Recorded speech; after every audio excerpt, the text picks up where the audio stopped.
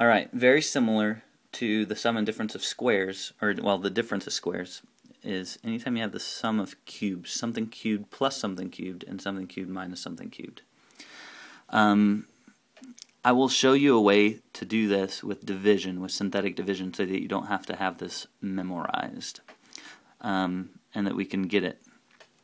But notice that if this is a plus, this is plus, and this one is always opposite. And so somebody told me is that this is always the same, opposite, always positive. So same, opposite, always positive. Same, opposite, always positive. So SOAP. So something cubed plus something cubed. This is x cubed plus 1 cubed. And so this is going to be binomial times a trinomial. And we get the cubed root of x and the cubed root of 1. This one's going to look a little funny just because 1 is its perfect cube. Same, opposite, always positive. So the first one is now a squared, a times a, so x squared. A times b, x times 1 is just 1x. And b squared is 1 squared, which is 1. Notice that if you multiply this out, you get x cubed. You get minus x squared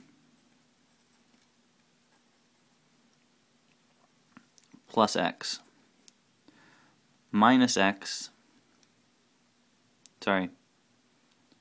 plus x squared and plus 1. So these terms will always cancel out when you do it this way.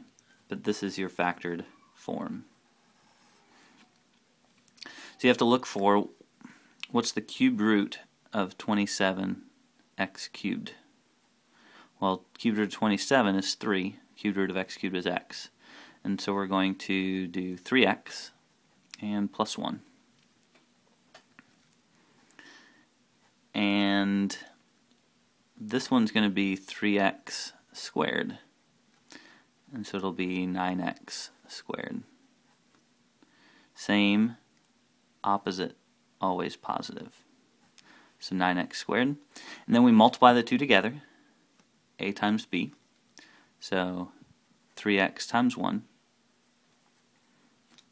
And then 1 squared, the last term squared, which is just 1 again in this case. One nice thing is that if you wanted to type this factored form into your calculator and type this in, you can just be sure that you're right. Or since this takes so long to type in, just multiply this back out just to double check, because you can know if you're right. So again, it takes knowing what your perfect cubes are. So the cubed root of 1000 c cubed is 10 c cubed. And so we're going to have a 10c in here. Cubed root of 27, we've been dealing with it, is 3.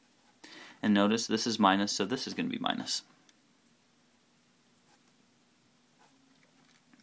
So this is 10c, and we're going to square it. So that's 10c minus 3, and 10c squared is 100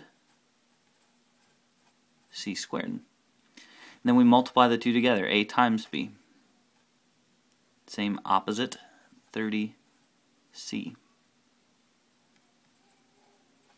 And then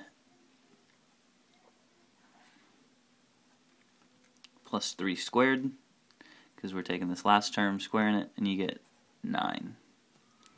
And that is factored form. Let's try another. Sometimes you might have to take out a 2 first. So you get a 2. 128 divided by 2 is 64 minus a cubed. So again, it takes knowing your perfect cubes, because 64, if you take the cube root of it, you get 4. 4 times 4 is 16 times 4 again. So you get 4 minus a. Same, opposite, always positive. And lastly, so now this first one is 4 squared, which is 16. Next one we multiply the two together, 4 times a. What I want you to notice that we don't care about the signs because the signs are taken care of with the same opposite, always positive. So you don't think about this as a negative 4a. And then a squared goes at the end. And again, you can multiply this out if you ever want to see if you're right. Do it. Check it. Check your work. Happy factoring to all of you.